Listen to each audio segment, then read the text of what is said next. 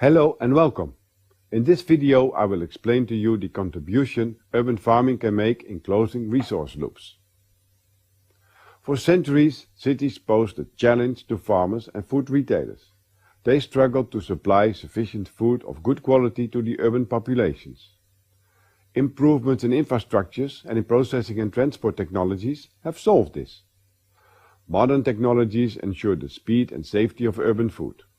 These made it possible to feed very large cities. Nowadays, food waste is a larger problem for most cities than food shortages. These technological innovations still continue. They also change the relationship between cities and food. Urban agriculture, for example, may not be a new phenomenon, but it has become much more feasible today. Nowadays, many urban areas produce food. So what can urban agriculture contribute to closing resource loops?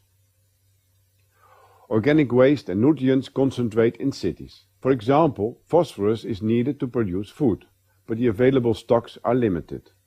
Recycling phosphorus would maintain its availability for future generations, but as this balance for the Netherlands shows, much phosphorus ends up in the environment.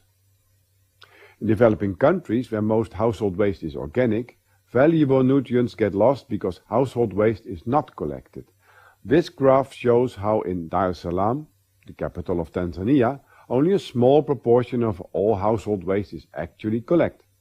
So much needs to be done in cities to deal with this loss of nutrients and organic matter.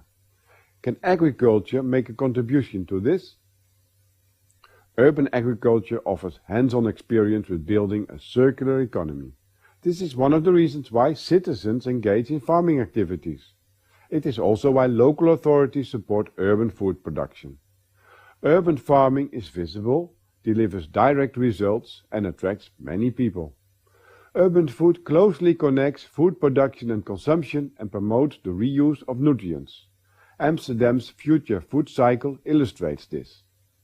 Urban governments can facilitate the establishment of short food chains when they support small-scale food production, processing and retail.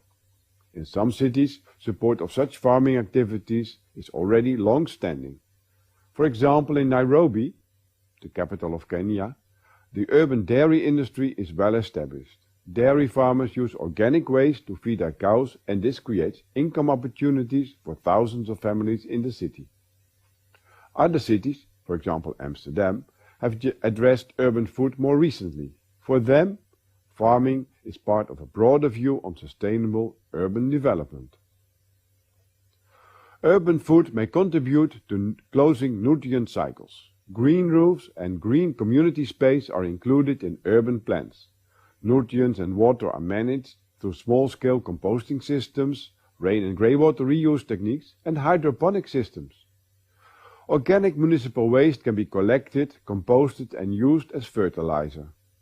Nutrients such as phosphorus can be harvested for recycling and reuse. This way, food waste, human and animal waste can serve for productive purposes.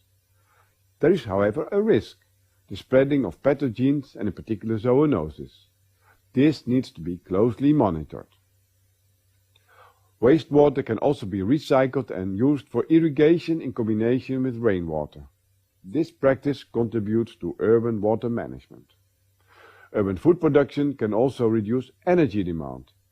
Green roofs and rooftop gardens can be insulating, reduce the energy consumption needed for heating and lower CO2 emissions. Local food production can also reduce the need for food storage, refrigeration and transport. Urban food production provides an opportunity for resource management, but it is increasingly also supporting livelihood diversification and nutritional security. Urban gardening may not always produce large quantities of food, but it may deliver an essential supply of fresh food in difficult situations. For instance, in Nairobi, sack gardens provided income and were one of the very few sources of food during the political crisis of 2007. I have presented urban agriculture as a strategy to close some of the resource loops in the city.